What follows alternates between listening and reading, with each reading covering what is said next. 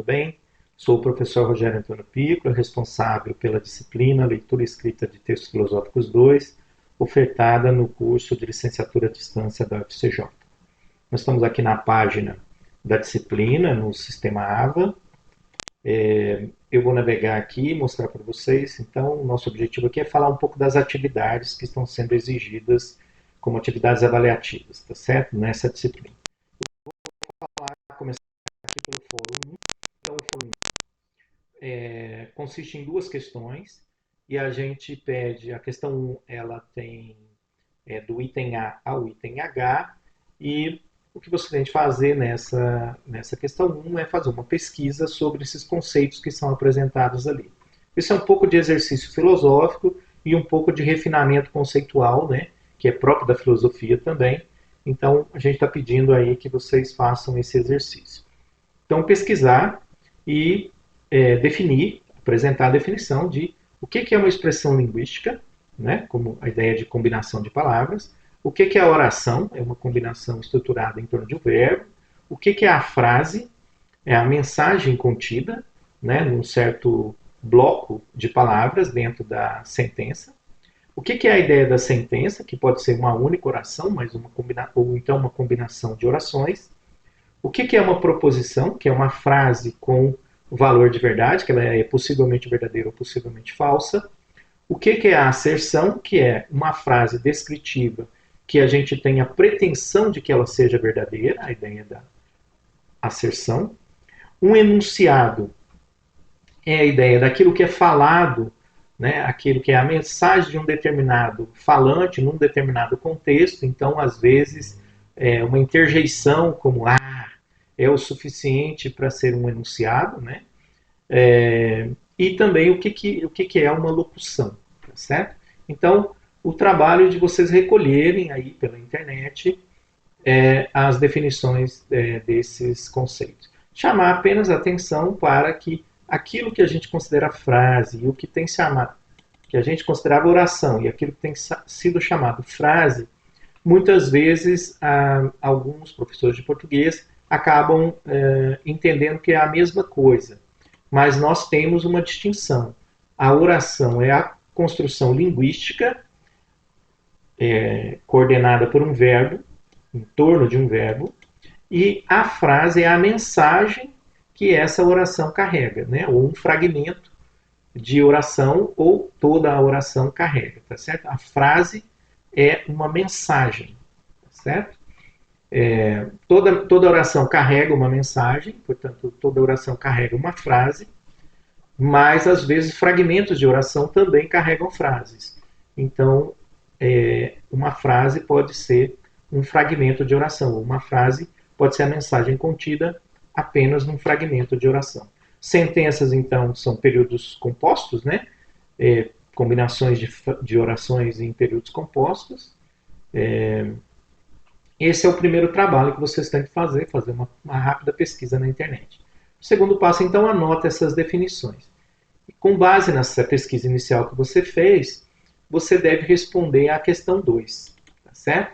O que é a questão 2? Explique o que é uma frase, mostre por que uma frase é diferente de uma oração, mostre que uma mesma frase pode ser expressa por meio de diferentes orações, e o exercício que a gente faz é sugerir para vocês que apresentem a mesma mensagem, a mesma ideia, estruturado de forma linguisticamente estruturada, de forma diferente, em 3 orações distintas, para a mesma frase. Tá? Esse é um exercício interessante para vocês perceberem que, embora a frase seja extraída da oração, a frase não se identifica com a oração, tá certo?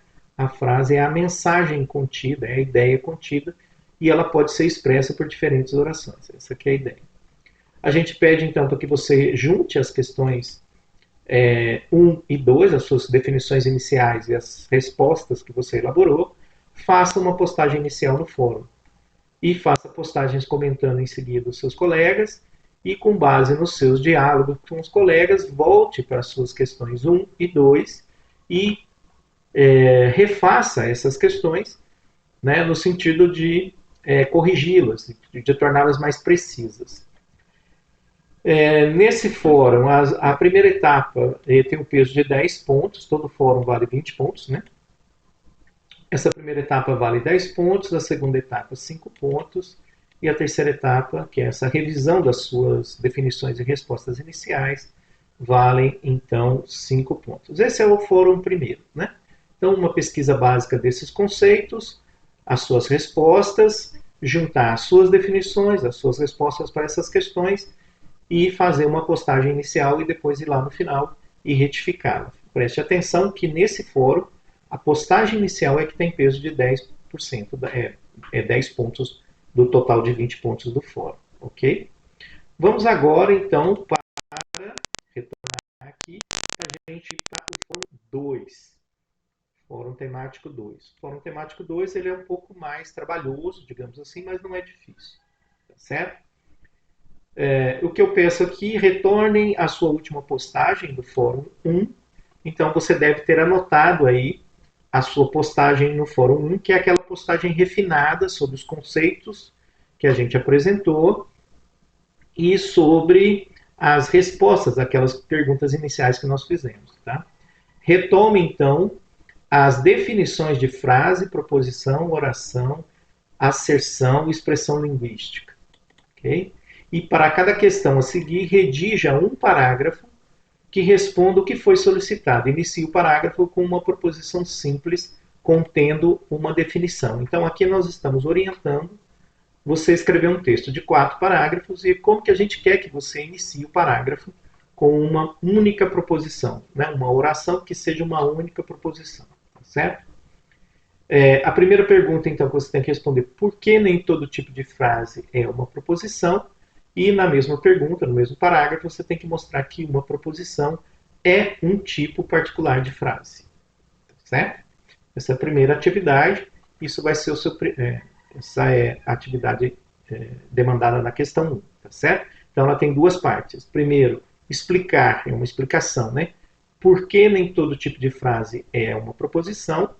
E segundo, uma proposição é um tipo particular de frase. Isso é um exercício filosófico, né, de você perceber como que as suas definições se relacionam logicamente uma com a outra, tá certo? O mesmo tipo de operação cognitiva é pedido nas questões 2, 3 e 4, tá?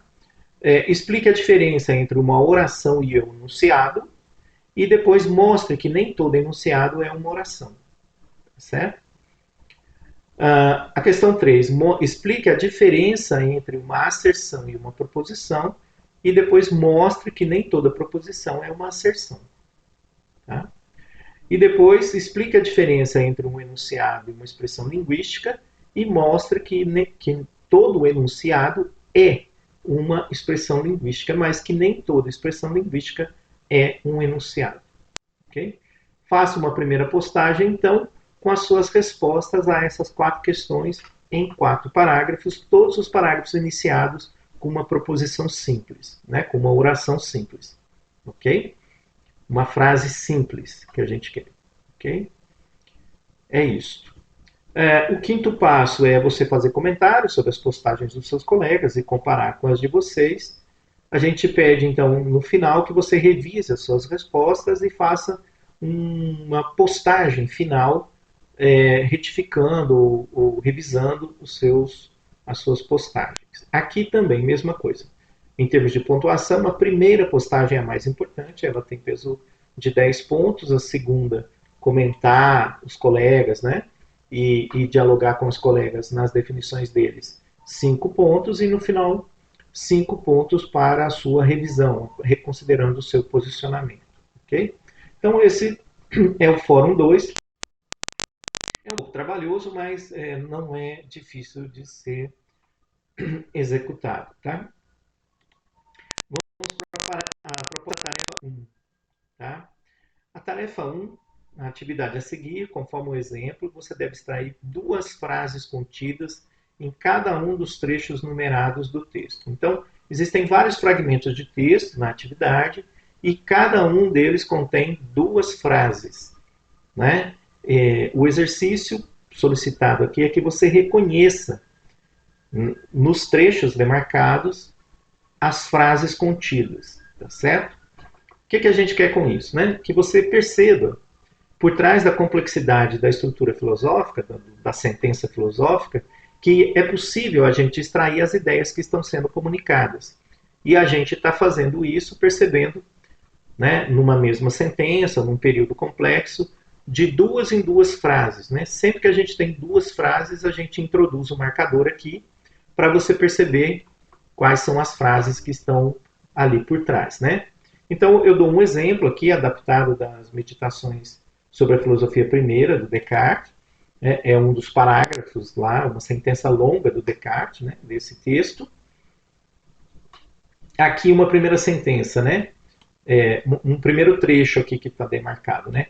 De há muito venho notando que, desde os meus primeiros anos, recebi inúmeras opiniões falsas como verdadeiras. Ou seja, recebi opiniões que eram falsas como sendo opiniões verdadeiras. Nesse trecho aqui, nesse trecho 1, estão contidas duas frases e a gente quer que você extraia essas frases desse trecho. Né? Esse que é um indicativo, né, de coordenação, tá certo? De sentenças. Né? Então, ao ler esse texto, a gente extrai duas ideias dali. Primeira, há muito venho notando que recebi inúmeras opiniões falsas como sendo opiniões verdadeiras. Essa é a primeira ideia que está sendo transmitida aqui. A segunda é que desde os meus primeiros anos é que eu recebi inúmeras opiniões falsas como sendo opiniões verdadeiras. Tá certo? Então, nesse fragmentozinho aqui, nós extraímos duas frases. Esse é o exercício que a gente quer que vocês façam. É inicialmente um exercício de leitura e a gente vai ver que depois ele se torna um exercício de escrita filosófica. Tá? No segundo trecho, aquilo que depois aquilo que depois fundei sobre princípios tão mal assegurados só podia ser muito duvidoso e incerto. Né? Esse é o segundo trecho. Aí o que a gente vai buscar no trecho? As duas frases que estão colocadas lá. Primeiro, aquilo que depois fundei em princípios tão mal assegurados só podia ser muito duvidoso. E como tem essa conjunção e aqui, né? Tudo que foi dito antes vale tanto para o duvidoso quanto para o incerto. Então, repetimos aqui, ó. Aquilo que depois fundei em princípios tão mal assegurados só podia ser muito incerto, né? Então, podia ser muito duvidoso e incerto, né? Então, a gente separa essas duas frases, porque são duas ideias diferentes, embora a segunda frase utilize, por causa da conjunção e, utilize a repetição, ou indique a repetição, da parte inicial da sentença, ok? Ou do trecho da oração, ok? Aí, depois, novamente, ele diz, de modo que era necessário empreender seriamente uma vez na vida a demolição de todas as minhas opiniões que até então tinha admitido como verdadeiras. Aí, nesse trecho 3, primeira frase, era necessário empreender seriamente uma vez na vida a demolição de todas as minhas opiniões, era necessário empreender a demolição das minhas opiniões que até então ele tinha admitido como verdadeiras. Então, são duas ideias distintas, né? A demolição de todas as opiniões e opiniões estas que tinham sido admitidas como sendo verdadeiras. Okay? A gente repete isso para o texto 4, para o texto 5, e aí a gente solicita, né, essa tarefa, lembra que essa é uma tarefa 1, com peso de 30 pontos, né? Que você aplique essa mesma lógica de extração de sentenças. Cada fragmento aqui, de cada trecho, em cada fragmento enumerado aqui, ó, contém duas frases. Então você tem que ser capaz de tirar as duas frases dali, né? Então eu coloquei aqui um trechinho da Crítica da Razão Pura do Kant, uma sentençazinha da Ordem do Discurso do Foucault, e marcamos aqui faltou o número 1 aqui, mas é 1 em toda a sociedade, e aí 2 também organizado e redistribuído para os 7 números de procedimento, terceiro trecho tem por sua função, quarto trecho do mesmo modo dominar, tal, tal, tal. Então, aqui são 4 trechos, cada trecho com duas sentenças, com duas frases, ok? E a sua tarefa é extrair desse trecho quais são as duas frases. Perceba, né, que quando a gente tem conjunções, né, aqui, por exemplo, ó, esse e também, quer dizer, aquilo que foi dito antes vale para esse fragmento seguinte aqui, ok? Então, essa é uma dica aí para extrair mais facilmente. Quer dizer, não tem problema você estar repetindo a parte inicial da frase, tá? É que a parte inicial está relacionada a dois fatores que estão juntados ali, estão conectados com uma conjunção conjuntiva e, ok? Então, esse é um exemplo, né? Mas pode ser outro tipo de conjunção, tá? Só para tornar um pouco mais complicadinho aqui, no fragmento 5, a gente colocou um trecho do Problemas de Gênero, da Judith Butler, e nesse texto, nessa sentença dela, são então 7 trechos. É uma sentença longa, articulando muitas frases, então a gente escolheu separá-los por 7 trechos diferentes, cada um deles contendo 2 frases, né? Feito isso, então, extraídas as frases, organize as suas respostas num texto com as seguintes informações básicas, né? Estrutura, nome completo, número de matrícula, nome da disciplina, nome da atividade, e para cada fragmento as suas respostas sobre quais são, em cada um dos trechos, as 2 frases buscadas, né? Basta seguir esse modelinho que a gente colocou, né? No trecho 1, frase 1, frase 2, no trecho 2, frase 1, frase 2, sempre 2 frases em cada trecho numerado, tá? Então, você monta o seu texto, nomeie o arquivo de texto e salve no seu computador. Dentro do nosso prazo, insira o seu arquivo com o texto das suas respostas à atividade na tarefa aberta no portal, quer dizer, tarefa 1, está lá aberto para você anexar o arquivo e você anexa então o seu arquivo, ok? Então, não é uma atividade difícil, ela repete, né, aquela tarefa, aquela habilidade que nós estamos buscando desenvolver em vocês, aprimorar em vocês. A habilidade de reconhecer por trás de sentenças complexas as ideias que estão sendo comunicadas e tentar isolá-las na medida do possível, ok? Esse aqui é o objetivo. Porque se você compreende esses elementos frasais que compõem uma sentença, você desenvolve uma certa habilidade sobre como combinar esses elementos frasais num texto mais complexo, né? Usando conjunções, por exemplo, aqui, usando ponto e vírgula, tá certo? Usando conjunção aqui e aqui novamente. Então a gente começa a entender aqui usando vírgula, ponto e vírgula, conjunção, vírgula. A gente começa a entender como é que a gente vai enriquecendo a sentença filosófica, tá certo? Então, mas para fazer isso, a gente tem que desenvolver essa habilidade de extrair as frases e proposições das sentenças complexas, tá? Sentenças filosóficas, né? Ok? Então, essa é a atividade, a tarefa 2. É um pouco trabalhosa, mas é uma atividade que você consegue fazer em 2 ou 3 horas no máximo, ok?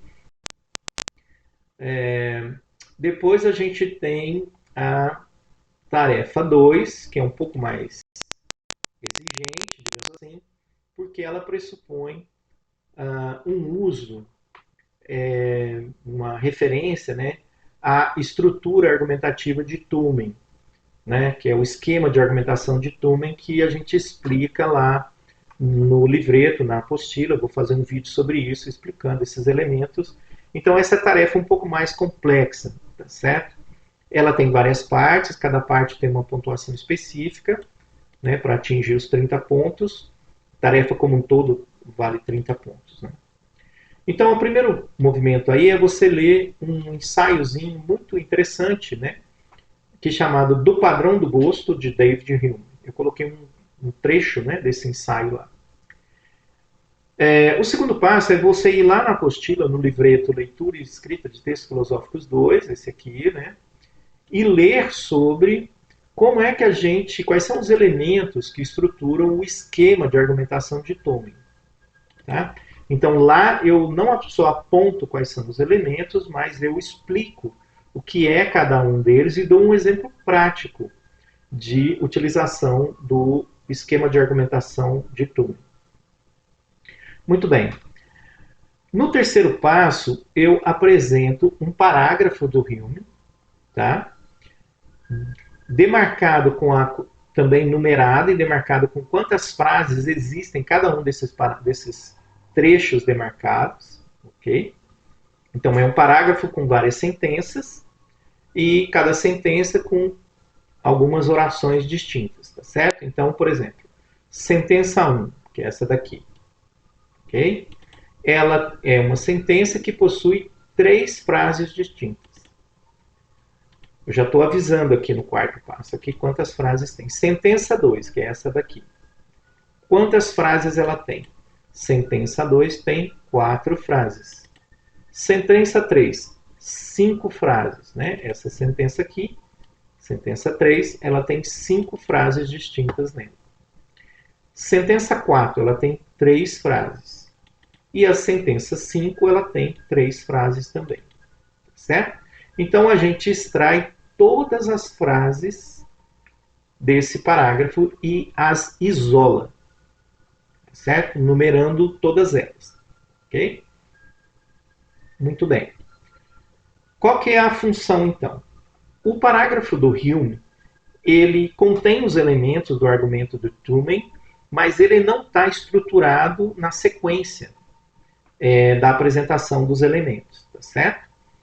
Então, o que a gente pede é que você, praticamente, uma vez desmontado o parágrafo, você remonte o parágrafo recorrendo aos elementos, identificando, né, no parágrafo os elementos do esquema de argumentação de Turing, ok?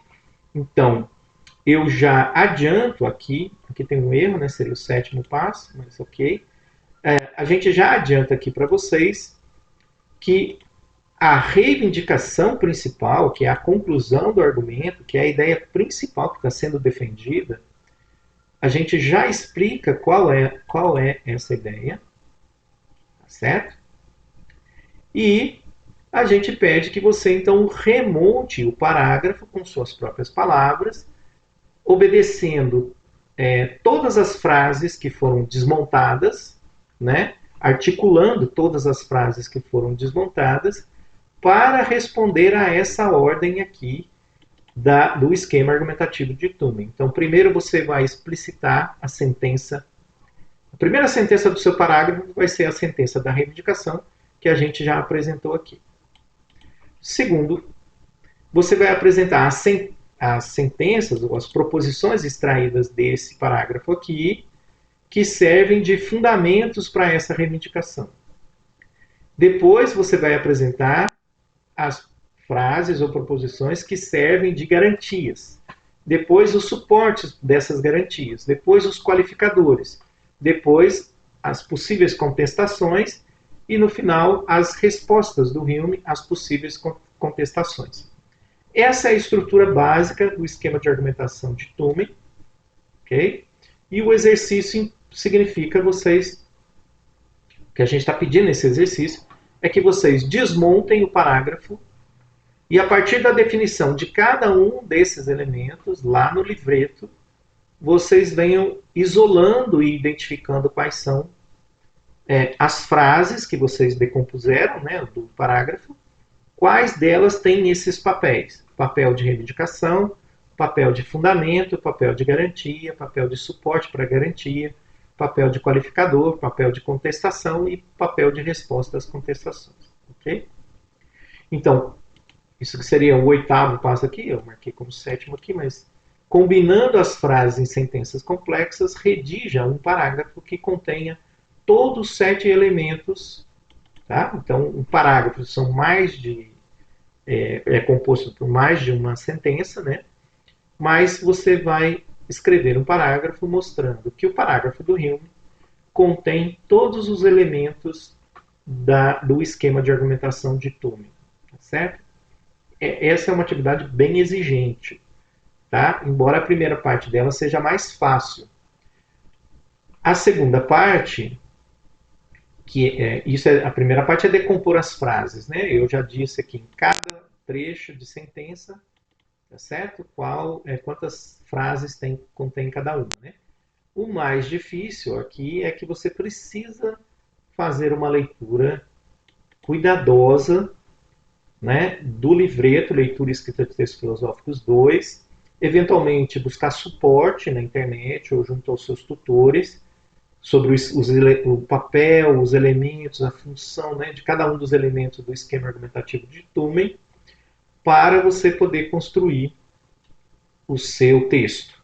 Uma vez feito, junte as respostas da parte 1 e 2, acrescente no início as informações nome completo, número de matrícula, nome da disciplina e nome da atividade avaliativa, nomeie o seu arquivo, salve e poste lá onde está previsto para a atividade da tarefa 2. Ok? Então, essa é uma tarefa que não é feita de modo automático, ela é muito reflexiva, né? E ela é muito exigente do sentido de que você precisa ter uma certa segurança sobre quais são os elementos argumentativos de Turing, né? Então pode ser que isso gere dúvidas e você precise consultar o seu tutor. Então o seu tutor de atendimento ele vai poder auxiliar nesse desafio. A gente também vai colocar outro material de apoio sobre o esquema de argumentação de Turing e alguns exemplos de construção de parágrafos usando, né, o esquema de argumentação de Turing, tá? Mostrando qual que é o papel de cada um desses elementos no esquema de argumentação, tá bem? Então essas são as atividades avaliativas. Aqui a gente reconhece que pode haver algum tipo de dificuldade, mas ela não é uma tarefa impossível de ser realizada. Ela só demanda uma atenção especial para o que são os elementos do esquema de Turing